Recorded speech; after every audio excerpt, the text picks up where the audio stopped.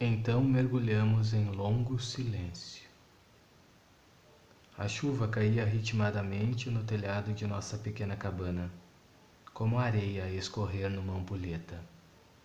Aqui, noite e solidão são uma mesma coisa.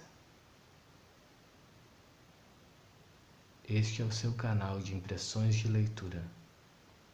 E hoje nós vamos conversar sobre o silêncio. Eu estou aqui com a minha edição de O Silêncio, de Suzaku Endo, um escritor japonês católico que mergulha na história da evangelização da Ásia a fim de nos contar uma página da evangelização do seu país. Este livro trata-se de um romance histórico, mas tem como característica também o fato de ser epistolar. A história se desenvolve a partir de cartas que são enviadas pelos missionários que estão no Japão, contando todos os problemas e desafios que eles encontram. Trata-se de um livro que prova que a crônica linear pode ser boa. A narrativa é fria, lenta, mas bastante humana. Conta a história da cruel perseguição japonesa aos missionários católicos e também ao seu próprio povo, que abraça a fé cristã.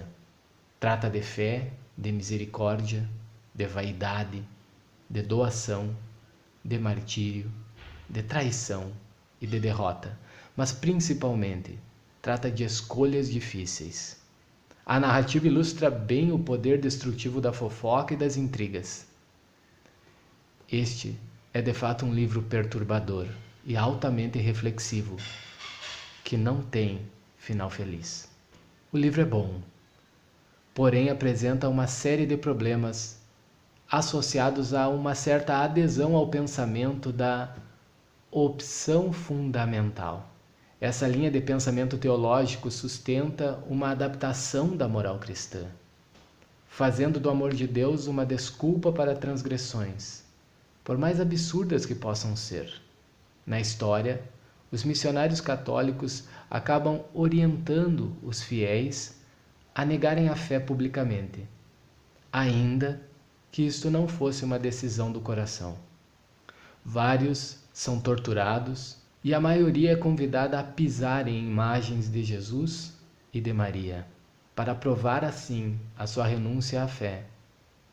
Segundo a opção fundamental, isso não seria um pecado mortal, já que para que haja a possibilidade de um pecado mortal, é preciso que a ação se prolongue. É preciso que a pessoa insista no erro. O homem cristão, no entanto, que faz a sua opção fundamental pela bondade, estaria livre dessa situação, mesmo que, em algumas situações isoladas, renuncie à sua fé ou a negue. Mas o livro deixa uma pergunta, assim como a opção fundamental também. Quantas vezes seria preciso negar Jesus para que isso fosse considerado pecado?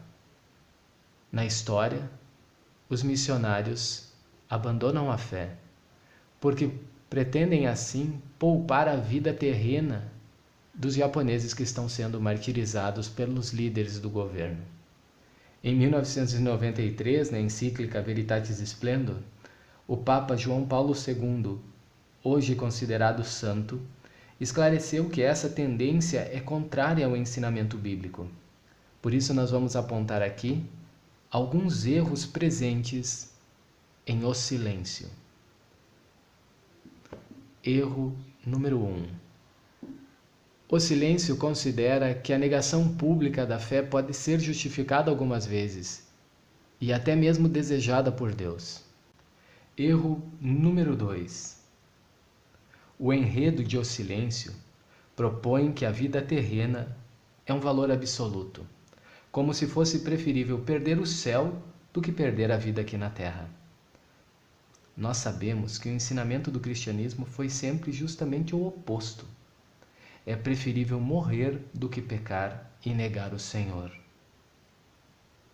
É preferível temer a Deus do que aos homens, porque os homens podem tirar a vida do corpo, mas só Deus pode tirar a vida da alma. Erro número 3. A ideia de que atos externos não têm valor algum.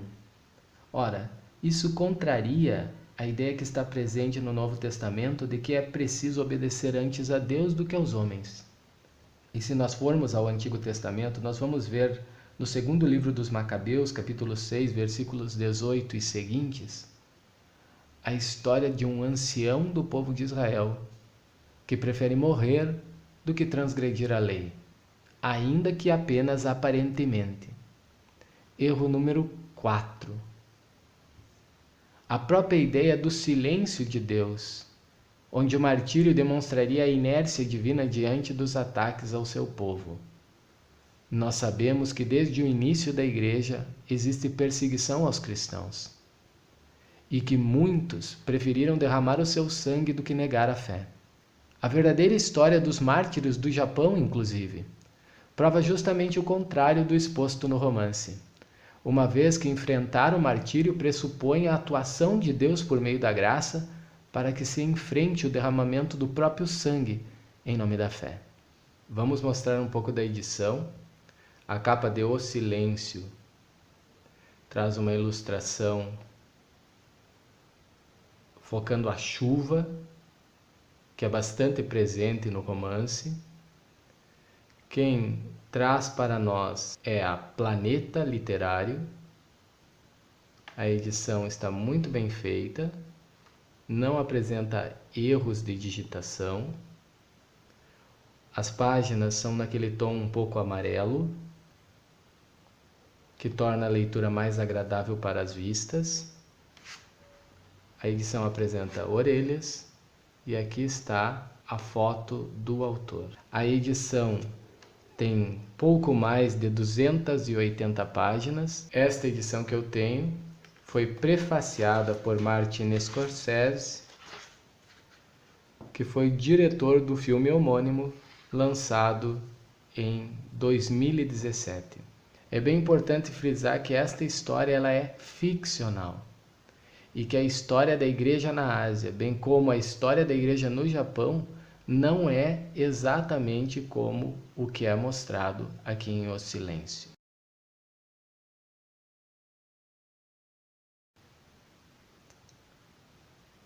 A noite caiu. Todos em lágrimas oravam intimamente. E então, misturado ao som das ondas, ouviram o que parecia ser a voz de alguém.